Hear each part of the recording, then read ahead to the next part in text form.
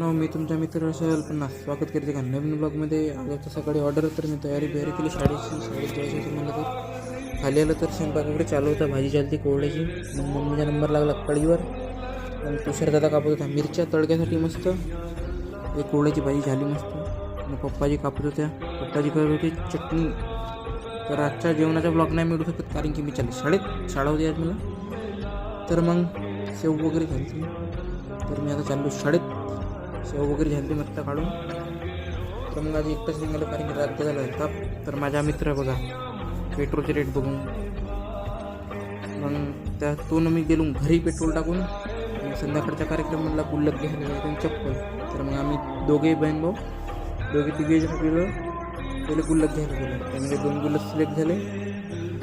मग चप्पल घ्यायला मग चप्पल घेतला. मग मी आपला हेडफोन दाखवून दिलो. माझा हेडफोन बंद झाला काउंट मारल्यामुळे.